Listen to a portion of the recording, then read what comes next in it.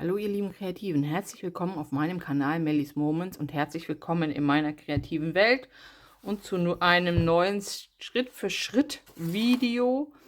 Es wurde sich gewünscht, dass ich mal einen Panda-Bären male. Panda-Bär ist ja im Grunde nichts anderes als ein Bär mit anderer Farbverteilung und von daher ist das überhaupt gar nicht schwer.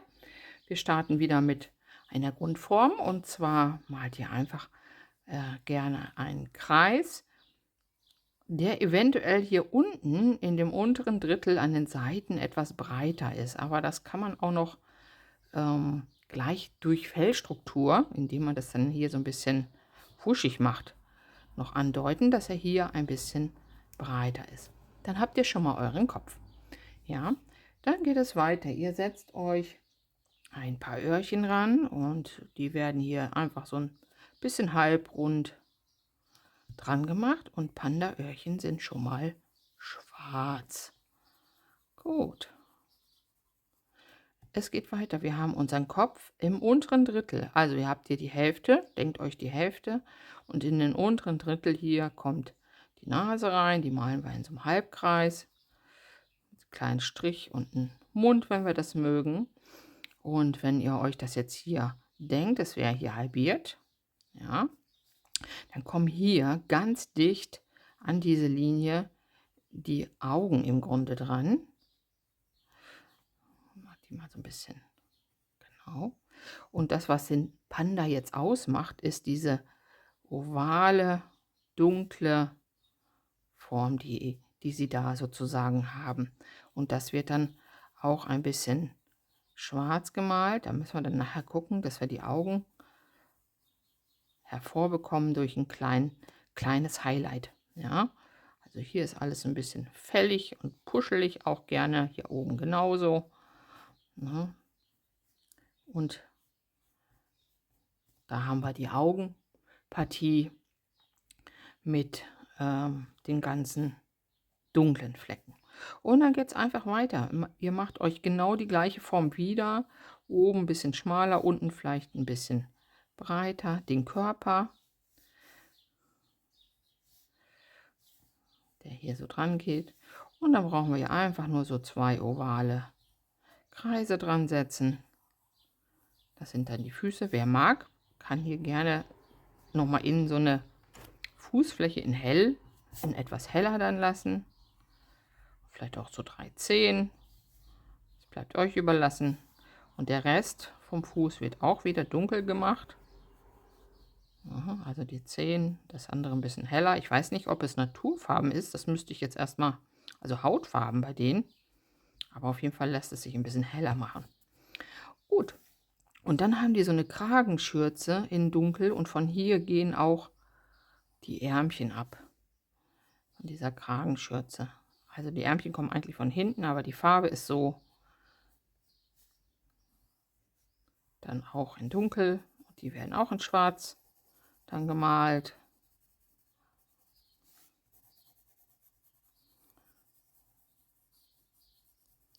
Genau. So. Und hier kann man dann noch mal so 3 Krallen andeuten.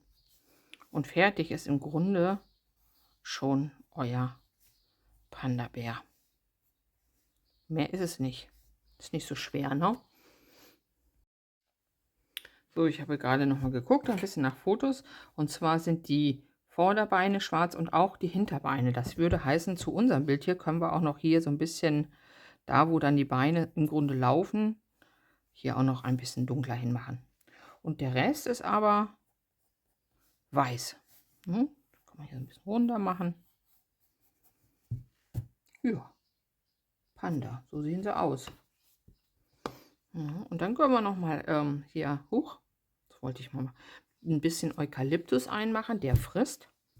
Stellt euch vor, ihr habt hier vielleicht so diese Bambus. Ja, die haben ja hier so mehrere Etagen und da hängt einer an der Seite dran. Oh, und dann hängt er hier vielleicht, oder er liegt auch, man kann das auch seitlich machen mit dem Gesicht. Hier dein Öhrchen so dran, dahinter eins hier, dann wieder hier die Schnute. Und die Augen. Vielleicht schon ein bisschen hoch.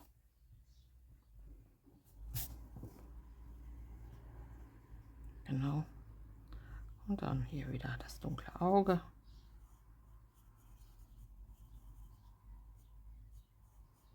Guckt sozusagen hinter diesem Bambus hervor und hält sich jetzt hier mit einem Ärmchen fest. Könnte auch noch der andere von der anderen Seite kommen. So. Und der dicke Pops. Und hier haben wir dann auch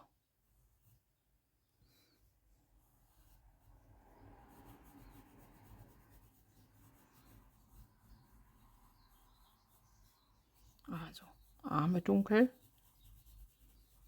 Arm habe ich aber sehr groß gemacht, muss ich sagen. Machen wir mal ein bisschen weniger.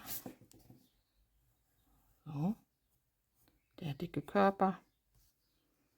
Der hier vielleicht auch so ein bisschen noch über diesen Eukalyptus oder Bambus. Und da hält er sich noch fest. Hier noch.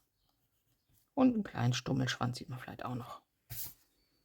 Genau, und dann könnte man hier noch so ein paar Bambusblätter dran machen. No.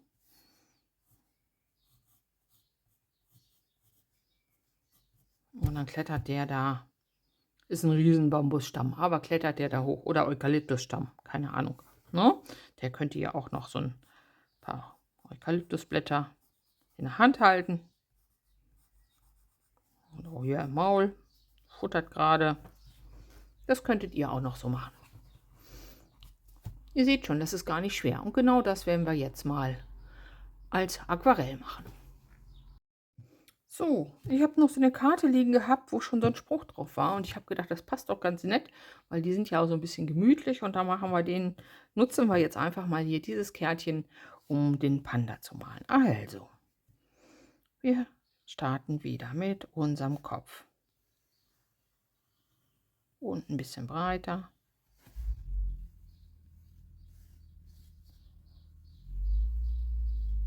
Ohren.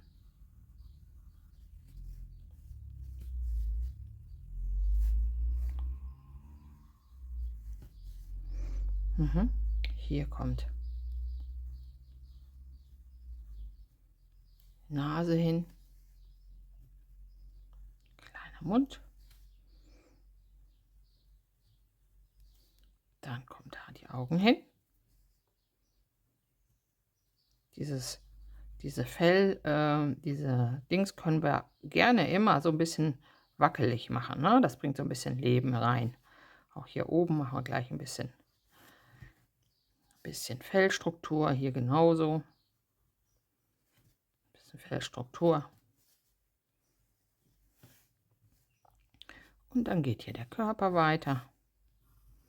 Ein dicker, gemütlicher Panda-Körper. Mit den Armen.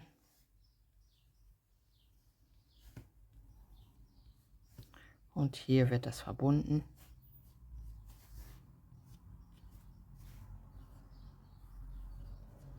Lasst die Arme ruhig gerne so ein bisschen hier rüber schauen.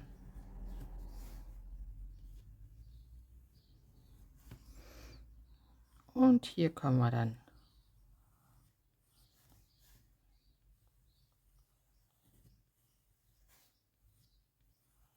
Füße machen. So, wartet mal. So war's und so war's. Die Pfötchen, genau. Auch hier lasse ich es ein bisschen rauskommen.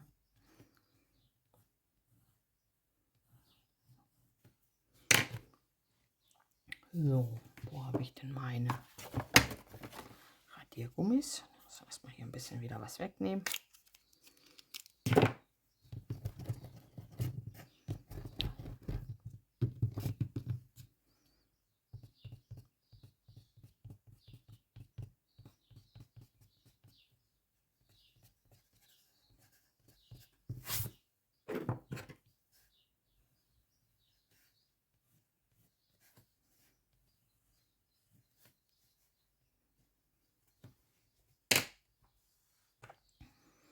Also ich habe gerade mal geguckt.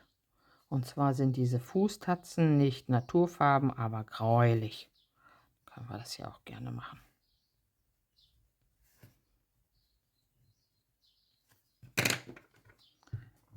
So.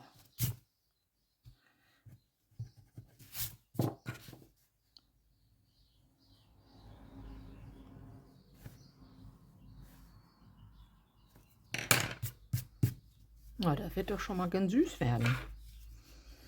Genau. Ja, dann fangen wir doch einfach mal an. Ich habe hier in meinem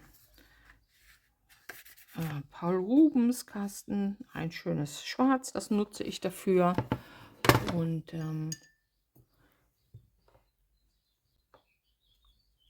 schauen wir mal. Alles, was weiß bleibt, also sprich, was weißes Fell ist, lassen wir unser Aquarellpapier. Ich mache es jetzt erstmal hier so ein bisschen. Ist sehr hell. Ich möchte noch ein bisschen dunkler gleich reingehen.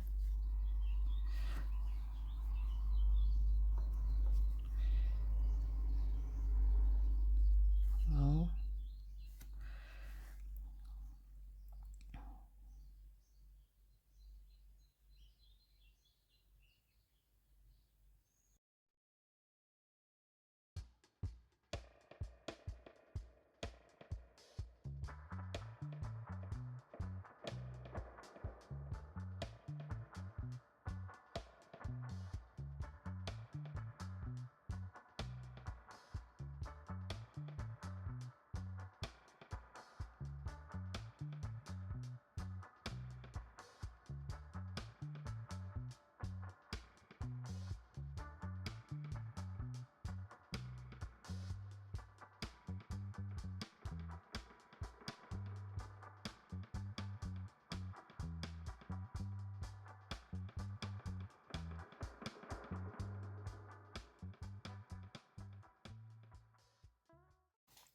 So, und da der Rest weiß ist, werden wir jetzt noch ein bisschen mit Schatten arbeiten.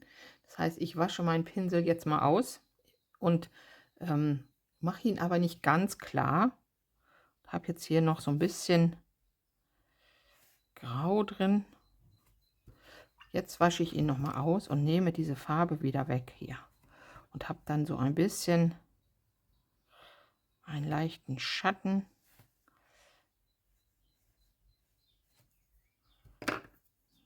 Von außen nach innen, also kein Reinweiß, sondern ja, hier.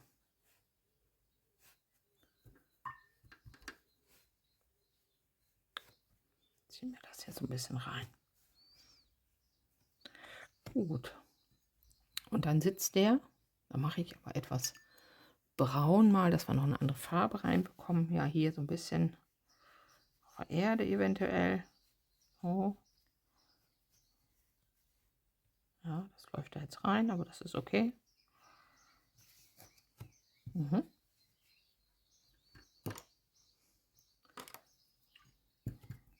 So, hier möchte ich noch mal ein bisschen rausnehmen. Das mache ich jetzt einfach nass. Und nehme noch mal ein bisschen von dem Pfotengrau hier wieder raus. Hier genauso. Noch ein bisschen heller machen.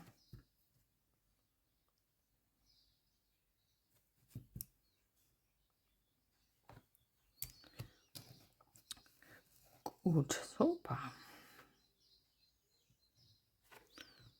Dann kann es noch ein bisschen dunkler werden.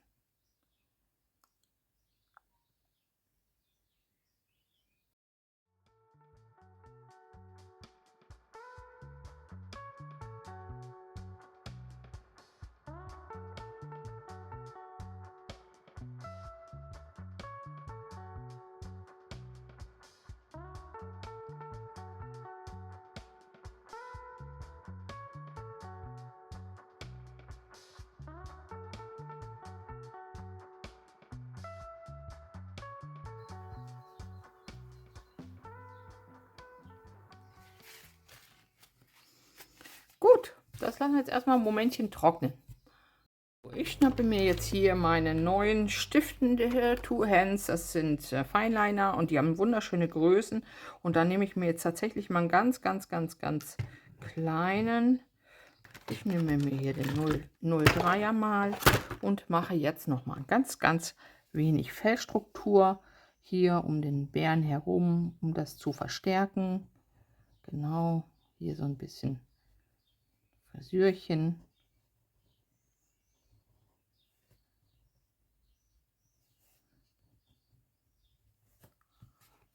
Genau, die Haare. So, hier sitzen jetzt unsere Augen. Die sind jetzt dunkler. Da mache ich aber gleich noch ein kleines Highlight rein, dann kann man die besser erkennen. Na, so, hier auch noch mal ein bisschen Struktur. Ihr könnt hier auch gerne so ein paar Härchen noch hinmalen. Macht den Ganzen ein bisschen lebendiger. So, und dann habe ich hier die Arme.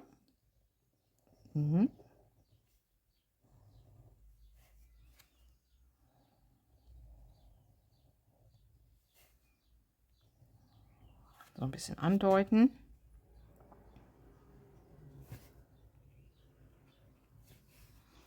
Und hier kommen dann die Füße noch mal.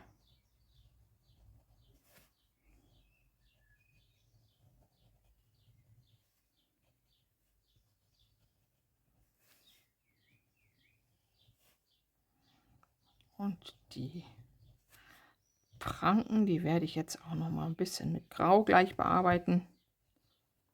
Und da unten muss gleich auf jeden Fall noch ein bisschen Schatten unter den Guten hin. Ja, die Öhrchen könnten tatsächlich noch ein bisschen schwarz dunkler werden. Die sind noch ein Tucken hell. Da gehe ich jetzt einfach noch mal rein. Je öfter ihr rüber geht, desto intensiver wird es. Aber da müsst ihr auch die ganze Fläche anmalen, sonst wird es fleckig. Ne? So, die wollen wir noch mal ein bisschen dunkler haben. Und ja, hier, diese mache ich auch noch mal ein bisschen dunkler. Das andere Fell lasse ich jetzt so.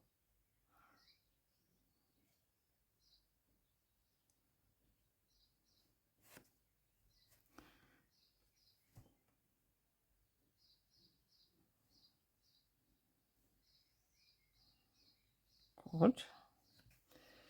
So, das werde ich jetzt mal eben ganz kurz trocknen. So, und um jetzt noch ein bisschen die Krallen darzustellen, die mache ich wieder etwas heller, nehme ich mir hier meine Derwent Color Soft Stifte. Die sind schön weich. Die malen nämlich hier nochmal richtig super wieder. Dann nochmal hier drauf und man kann das gut erkennen. Also da sind nochmal die Krallen. Und da machen wir jetzt nochmal so ein paar Panda-Tatzen.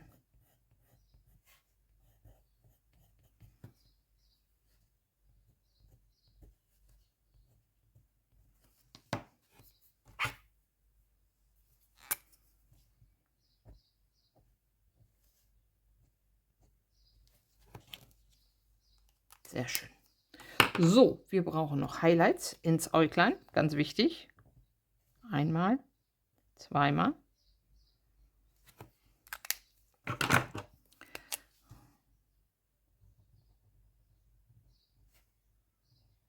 Gerne das Auge noch mal intensivieren. Und wir brauchen noch ein bisschen Schatten unter ihm. Hier am Arm. Hier können wir auch noch mal ein bisschen schattig machen.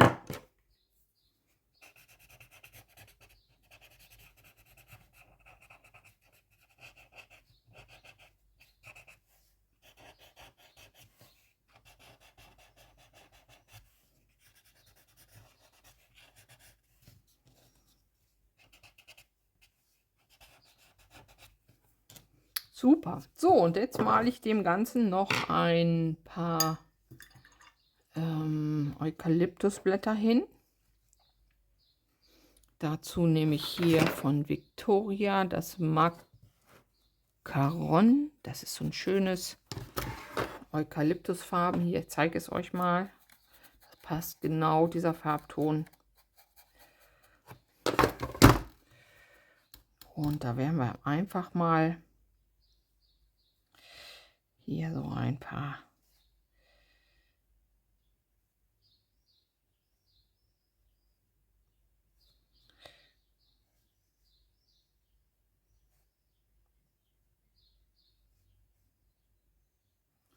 Blätter, die er gerade futtert. Und ich werde, glaube ich, hier von der Seite her einfach auch noch mal so 1, 2 Äste malen, die hier so rauskommen.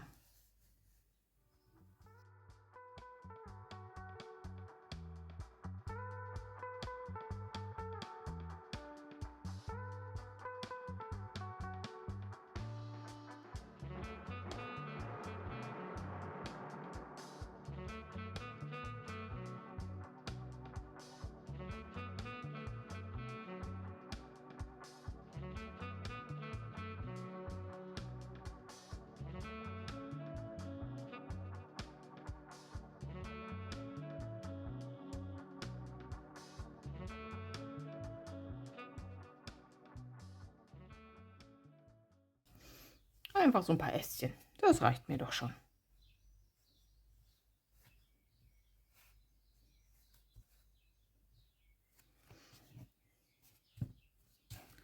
Und so soll es gut sein für mich. Dann kleben wir das noch auf, das Kärtchen. Und dann melde ich mich gleich mal bei euch wieder. So, ihr Lieben. Ich habe hier noch ein bisschen das Braun erweitert, die Erde. Man könnte auch den ganzen unteren Teil braun malen, aber ich finde es so okay. Und habe eine wunderbare Karte, die farblich ganz toll passt, dazu gefunden. Und ja, das ist meine Art, einen Panda zu malen. Ich hoffe, es gefällt euch. Ich hoffe, ihr habt Lust, es mal nachzumalen. Und ich wünsche euch ganz viel Spaß dabei. Wem dieses Video gefallen hat, da würde ich mich freuen, wenn ihr mir einen Daumen da lasst. Abonniert gerne meinen Kanal und wir sehen uns in der nächsten Woche wieder. Bis dahin, macht's gut, eure Melanie.